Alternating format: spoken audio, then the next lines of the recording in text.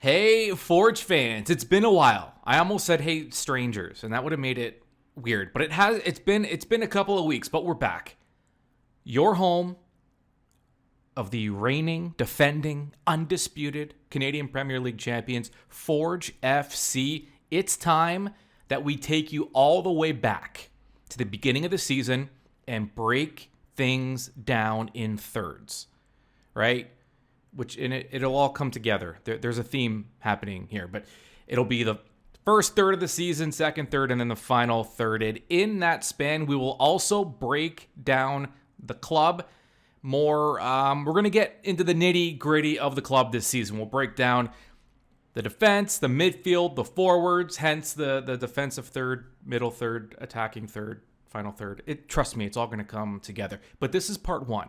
We look at the first third of the season, and we're going to be joined by Alex Gangué-Ruzic, CPL soccer analyst, One Soccer, canpl.ca. He's going to join us and break things down in this episode, starting from the back. Goalkeepers, defenders. We'll get into the just a review of the squad this season, the players, the tactics, the performance. That is all coming up. But let's go back, because we all enjoyed that CPL final with Forge FC securing their third title in 4 seasons and their fourth consecutive CPL final appearance in just 4 seasons as a league. Let's go all the way back, though. All the way back in April. The date, April 10th. Out west, Pacific FC hosting Forge FC. That would be the start of the journey for Forge FC. It was a loss. It was a rematch of the final the previous year. Forge looked a lot different in that opening match. Not only different from how this squad would look by the end of the season, but just different from the squad that had played in a final the year before. A lot of turnover, new faces, some faces gone. The core, though, pretty much intact. And just to give you kind of a reference here, this is the lineup that Forge put out for various, there was injuries, there were illnesses. Forge still trying to figure out their roster, plugging holes. They only had a couple of healthy defenders. Alexandre Gangué-Ruzic, who would go on to win Defender of the Year, had not yet been moved back to the back line yet. He played holding midfield in this one, and he scored, actually. Forge's only goal in this match. But the back line, Dominic Samuel, Garvin Matusala were your center backs. Fullbacks, Ashton Morgan. Abubakar Sissoko was playing fullback, filling in for some injuries. Remember, Rama wasn't part of this team yet. Chris Kalongo started in net. Tristan Henry was unavailable. Kalongo, by the way, was fantastic in his pro debut as a young guy. But even in the midfield, Hojab Rapport hadn't quite fit into his holding midfield role yet. He was playing a little more advanced in this match. Becker was the other midfielder. Schwanier Campbell played on the flanks, so Borges wasn't available for the first couple of matches. So this team looked a lot different than it would end up looking at the end of the year. But this match was important because it really set the stage. Forge put out their lineup, they looked at the results, and they were able to get a feel for they needed, you have to crawl before you can walk type of thing. This match was important for Forge in so many ways. Let's take you back. 2-1 was the final. Ashton Gangué-Ruzic scoring the only goal for Forge. Here's Bobby Smirniotis post-match after the season opener. Games come down to details. If you see today's game, it has 2 set pieces on either side, and those are the details of today and early on in the season. I thought it was great. We've had some excellent performances. We have a goalkeeper who's playing his debut. Gets scored on the first 5 minutes and then comes up big after that. I think you got to look at those things. Kwesi Poku has to come into the game early on for Ashton. Very good, but I thought we're very good, and somehow we're keeping up our tradition of not winning on day one of the CPL. Well, the one thing we have is a lot of versatility in the lineup. You look at today, and due to some small knocks, we're missing players like Tristan Henry, Tristan Borges, Emery Welshman, who are back home, and just for precautionary reasons, you don't want anything to get worse as we go forward. But the one thing that we do is we have depth in the team, so we can easily adjust things. And on many days you would have noticed that these guys were missing from the field today. because I thought our quality was very good. So I'm very happy with seeing the guys and how they stepped into the games, and some guys having to step in and play important roles like Chris Kalongo in the goal, and Kwesi Poku, who comes in. It's not easy sometimes coming in so early into the game, as a substitute. And it was an important role he had to play in some of the tactical stuff that we were working with on the left side of the pitch today. So I thought, that's what you need your depth for, and I think that's very important in how you build the club and how you build success over long term. And there begins the defensive third of the 2022 season for Forge FC. Now, a lot happened in this first third. You had a lot of debuts, a lot of firsts in terms of pro goals or first goals for guys who were debuting in their Forge uniform. What else do we... we had hat tricks. We had the Toronto FC match in that opening third. We had the Forge youth clinics. So some stuff going on off the field as well. Let's go back, though. Home opener. April 16th. Forge coming off that season opening loss to Pacific. The lineup would start to take shape here. And Alessandre Gangué-Ruzic. You couldn't have scripted this better. He scores the winner for Pacific in the final the year prior. The goal that breaks the hearts of Forge and Forge fans across Hamilton. Comes back, home debut. His first match at Tim Hortons Field since that winning goal. And he scores his first goal as a member of Forge FC. And what a goal it was. One Soccer with the call. Obviously, winning the CPL final, to bring them on board, it only adds to the quality that they already had. First opportunity dealt with! My word, what a rocket!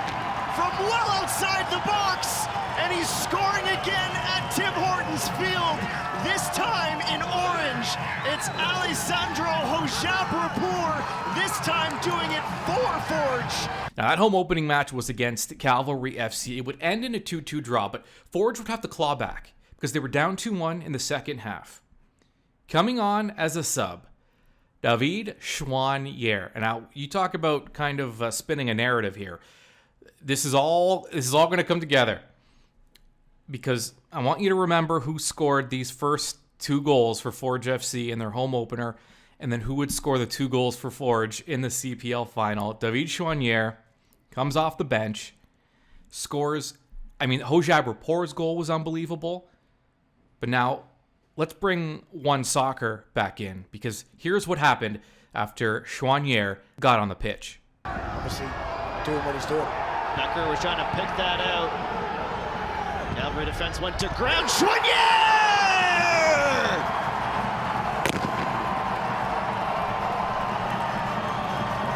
In the 90th minute, David does it again, and it's one of his... So much foreshadowing here with Gangué-Ruzic, Chouanier scoring the two goals for Forge to start their home schedule and then to end the season as CPL champions. Of course, we're going to get to that as well, but that's coming up much later. Gangué-Ruzic scores his first. Now, he was one of the two players formerly of Pacific that came to Forge, expected to play major roles this season. Gangué-Ruzic did. Taryn Campbell on April 23rd. It took a couple of matches for him to get comfortable, but Campbell scored his first and second goals in a Forge kit on April 23rd against Edmonton. It was a 3-0 win for Forge. Here's the calls. And penalty is awarded. There was no doubt contact. First for Forge, Taryn Campbell, stopped by Vikla, but the rebound is put away. Nicely for Chris, back heel, into space now. Gangué-Ruzic flicked back on. Here's the cross looking for Campbell. Taryn has his brace. The dam has burst and Campbell is back on his scoring form. Forge FC still trying to find their game. Would play a Canadian Championship match. It was on May 11th. It was against Outremont. The winner of this match. Outremont, a semi-pro club from Quebec. Again, the Canadian Championship, a beautiful thing, a way for these clubs to get together. The winner of this match would move on to travel to Quebec to face CF Montreal of Major League Soccer. Forge FC with a 2-0 win at home over Outremont, paving the way for that upcoming match against Montreal. Before they got to that point, though, a player who played a massive role for Forge this year. Great pedigree, a lot of unknowns, though. Malik Olawabi Bellewu makes his debut. He only played 5 minutes. It was on May 14th. It was in a 1-all home draw against Atletico Ottawa. But he would go from playing 5 minutes in that matchup to 90 minutes fairly consistently after that, game in, game out. Now, that was May 14th. Also on May 14th, Noah Jensen. He had made appearances this season, but he scored his first goal as a pro. It was such a beautiful goal, an incredible curler, and it really kind of, it was that moment for you to take notice, because a lot had been talked about Noah Jensen coming in. A lot of similarities to Kyle Becker. He's been a captain everywhere he's played. Again, came from the NCAA ranks, where just in his second year at Boston College, he was given the captaincy, strong leadership, work ethic. Let's just say no one works harder than Noah Jensen. A lot might work just as hard, but no one works harder than Noah Jensen day in, day out, whether it's training, whether it's on match day, whether it's off the pitch. Noah Jensen, though, scoring a beautiful goal. The first in limited playing time this year. I mean, he didn't get consistent matches or playing time, yet finishing with 3 goals was impressive. His first, though, a beauty on May 14th, and that was he scored the only goal for Forge in that draw against Atletico. They had it picked off by Taron Campbell. Espejo comes forward, puts his head down, but can't take it away from Tristan Borges.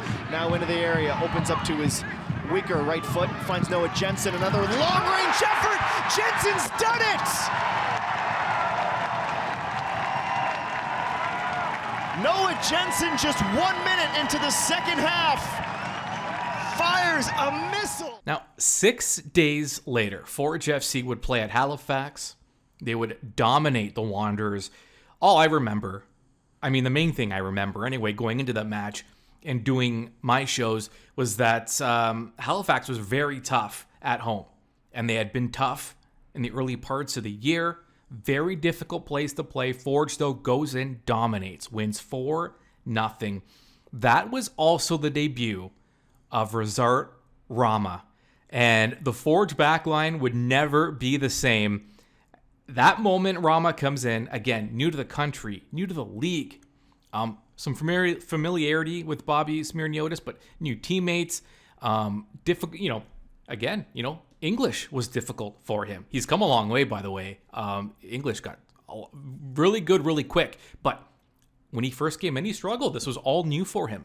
Stepped in immediately, played in that 4-0 win against Halifax, and contributed, was a big factor, was all over the ball. Name mentioned so many times, involved in the attack, involved defensively, which you can expect. We got a glimpse of that style from Rama, that physicality, that 50-50. No ball is 50-50 when Rama is in the air. It's always at least 51% in favor of Rama, and it was a debut you'd remember because he ended up being a very key cog in this Forge FC squad and in their success down the stretch from the midway point to the final third into the playoffs and in that CPL final.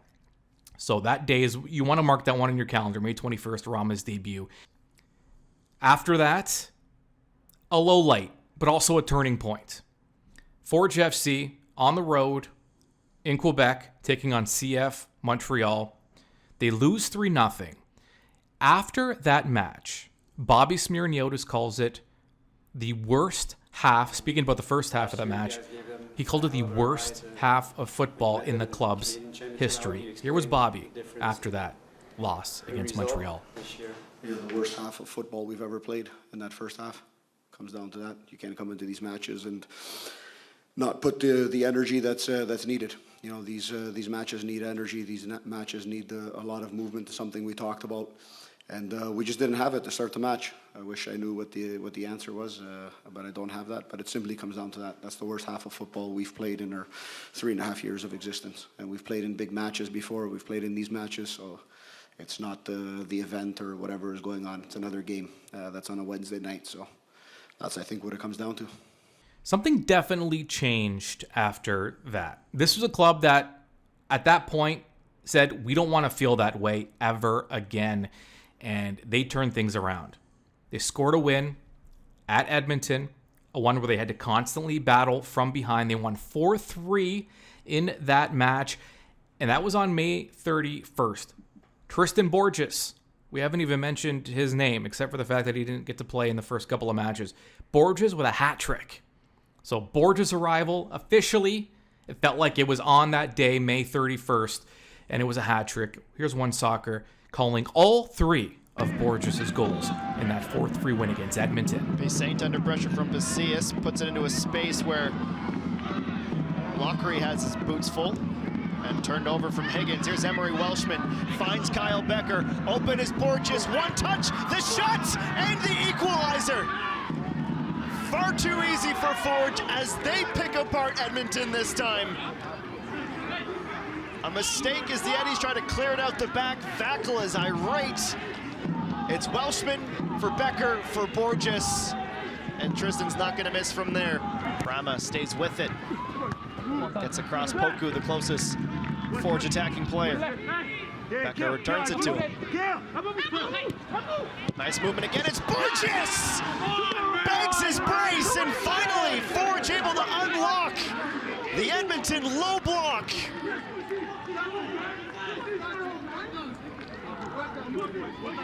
They work it from right to left. Becker starts pulling some strings. Poku comes over to provide an outlet.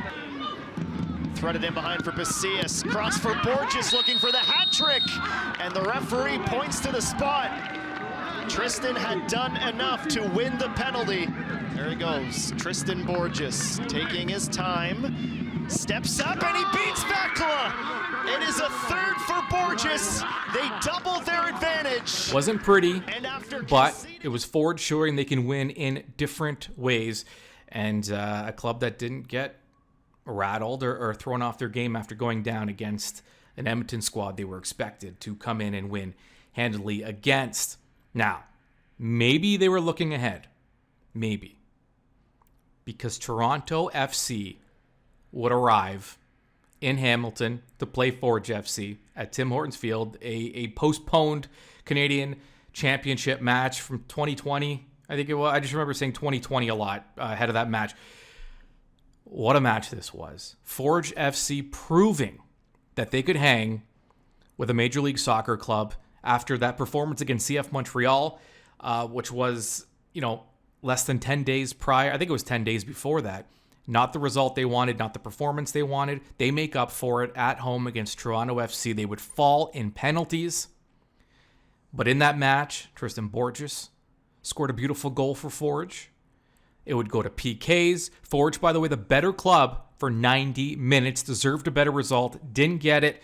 Got unlucky when it came to kicks. In fact, they had a penalty earlier in the match and missed that. So just so many opportunities for Forge to take a win and to be crowned Canadian champions. Didn't go their way, but they were still proud of their efforts. Here was Bobby Smirniotis after that match. Yeah, you could say at least we played our game. I think at least we were the dominant team on the field for 90 minutes. The guys were excellent tactically. We were very good.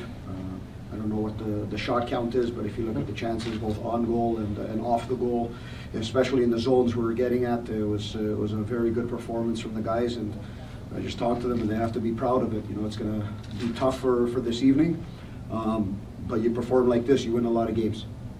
That's for sure. It stings in the end the way the result goes, but that's the cruelty of this beautiful game. That's why we love it, and that's why I think for a lot of people who were sitting in the stands today, I think they walk away from here being quite entertained And it's a great night for Canadian soccer. Obviously not what Forge wanted, but I think we have to look at it sometimes in a bigger picture. And I think you've seen two clubs out there who played football, two clubs that play their brand of football. We stuck to our football, and as a neutral, you don't know what the difference in the teams are. Yeah, and Forge was feeling good, despite. I mean, they weren't feeling. Let's contextualize this for a moment. Upset, disappointed in the loss, but feeling good about the way they played. And they proved to themselves they could hang, not only that, but outplay Toronto FC. And also, I mean, for those of you the crowd was unbelievable. It was packed. It was loud. You had dueling supporter sections with TFC and the Barton Street Battalion sitting sections across from each other. Forge would come out of that, win back-to-back games against Pacific and Halifax by a combined score of 6-0, so they were feeling it. Also, in that first third, the Forge FC Youth Soccer Skills Clinic. Now, this had been something that the clubs missed. With COVID, with bubbles, they couldn't really get out into the community as much as they wanted to. Now this season, they had an opportunity to really connect, and they made no mistake and did not waste any time. Really, these events, just the demand was so high that, there were sellouts. Fans, we couldn't even accommodate the amount of fans and children and families that wanted to be a part of these clinics and all of these activities that were part of the game, but kind of outside of it. Even, things like families on the pitch and all these different events that happened, Soupy in the park, the Forge takeover in the park stuff. But July 6th was the Forge FC Youth Clinic. Huge success. The players had so much fun. You had Noah Jensen out there, Taryn Campbell. You had Ali Hojab-Rapport out there. You had Kwesi Poku, Malik Oluwabi-Bellewu, Abubakar Sissoko. So many players took part in this and really embraced it. They were coaches. They got to coach youth, teach them soccer skills at Tim Hortons Field.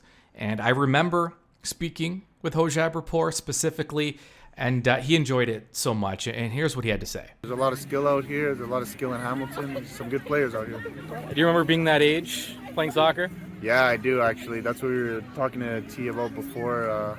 Being that age, having our shin guards covering our whole leg. Now they just cover a little part, the ankle protectors and everything. But yeah, a couple memories have come back. Something that stood out to me is how serious the kids are taking it. They're not messing around out there. No, not at all. Some of these kids are ready to play. They got their shin pads pulled up, socks pulled up. They got their boots on, and they're ready to come and be the best player out here. Yeah, we were just talking about the benefit of something like this for the community, for the kids, and for you guys as well. Yeah, I think at the end of the day, we want to grow football, and if you can grow it in your little cities, big cities, then it's great. I mean, you can bring these young kids out, they can see the team, they get to know Forge, they get involved in the sport, and they become more interested in soccer as a whole. Hojab-Rapport, we're not going to get too deep into the midfield yet. That's for part 2. But Hojab-Rapport, who ended up settling into that holding midfielder position, probably, you can argue it, but I'm not going to argue it, the best holding midfielder in the Canadian Premier League this season.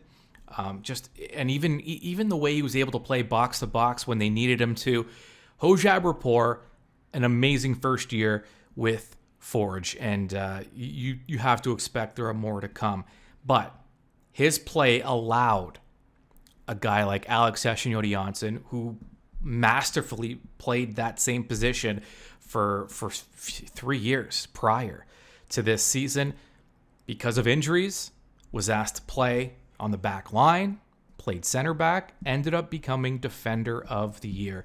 This Forge FC club, the best goals against in the league, best club in the league, just even in terms of passing. Alex Session-Yodi-Janssen leading the league in passes. The back line, as much credit as the attack of Forge FC gets because of the way they play, because of that front foot attack they play in that possession game. Typically, your attack is going to get a lot of attention, and even the midfield, the defense kind of gets left out here. But a lot of changes this year, a lot of new faces, a lot of movement. At the end of the day, the back line not only held up It proved to be the top defensive unit in the Canadian Premier League. And with that, we bring in our guest to help break down that defensive third of Forge FC, and we'll review and even look ahead a little bit. Alex Gangué-Ruzic, soccer analyst, covers the CPL for One Soccer and CanPL.ca, and he joins us now. You talk about what an unusual season it was. It was a rocky season. The CONCACAF League last year, the Champions League this year.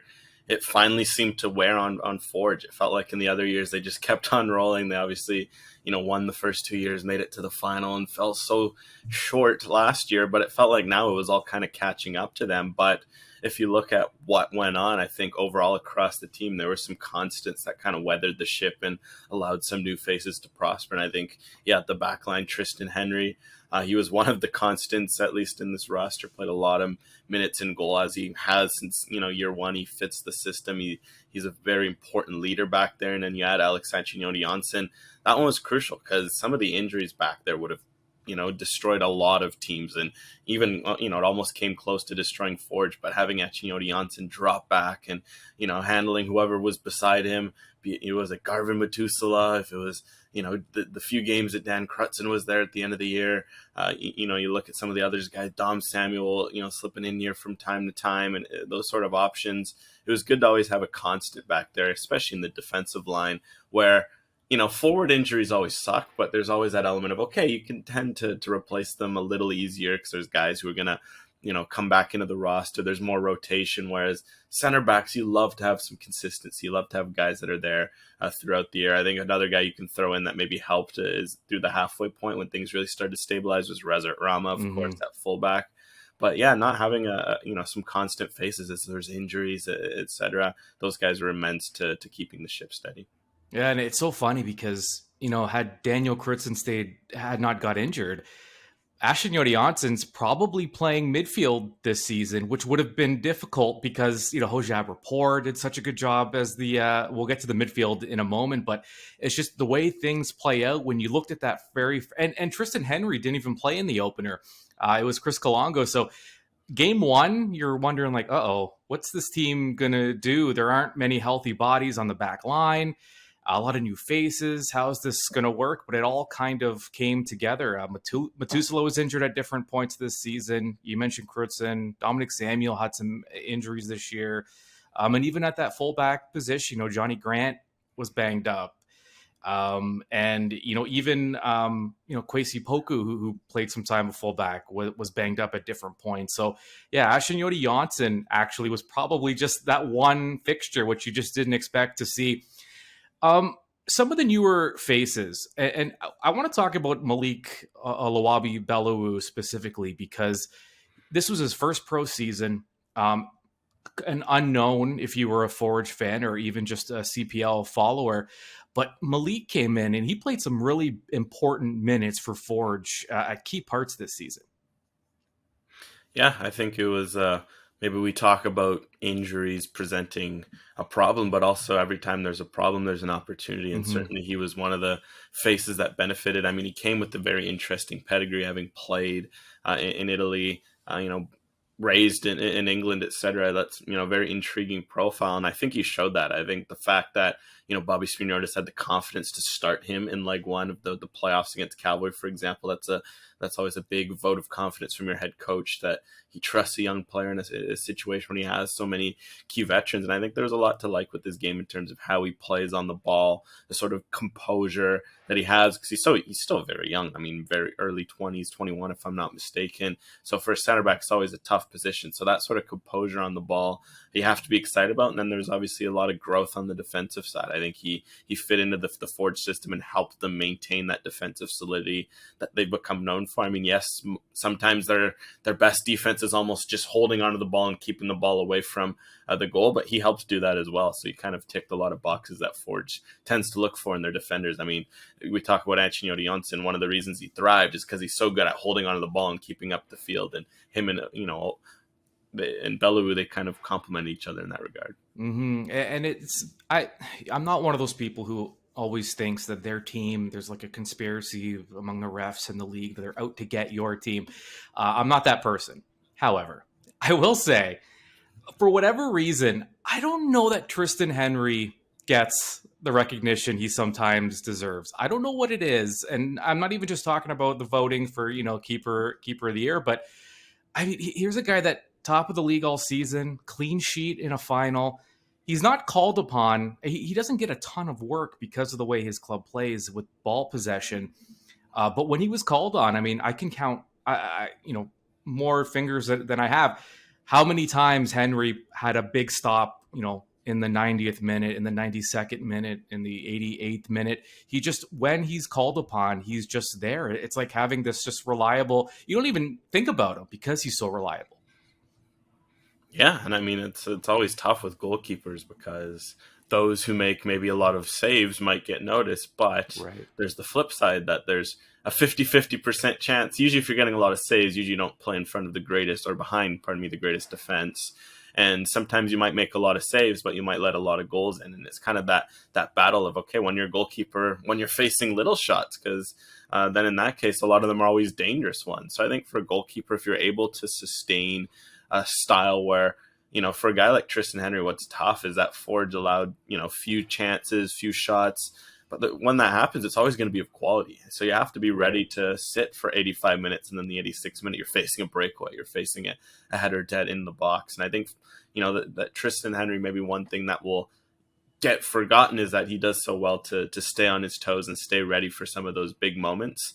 I think maybe unfortunately some of those in the past, that was something he was getting used to. There were a few moments where he'd be prone to some unfortunate lapses in his game. But I think if you look across the years, those have become fewer and fewer. And I think if you look at this past, this CPL season that he had, he really did a great job of being consistent. And I think when you play on a team like that, you need to be, because again, it's not going to be a team where you're getting 15 shots. So maybe if you let an early one, you're going to get your rhythm anyways. Like if for Ford, you let an early goal, that could be a bit catastrophic. So it kind of, maybe not ruins, but kind of throws your game plan that's so well defined off the course that you were going on. All right, plenty more with Alex Gangué-Ruzic coming up in part 2 and part 3.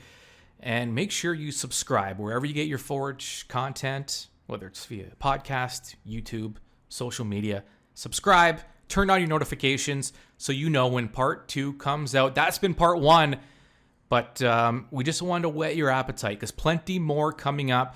We have so much to talk about, including the 6-match winning streak, Daniel Krutzen's debut this season, so many hat tricks. We have goals, Malik scoring his first goal of the season.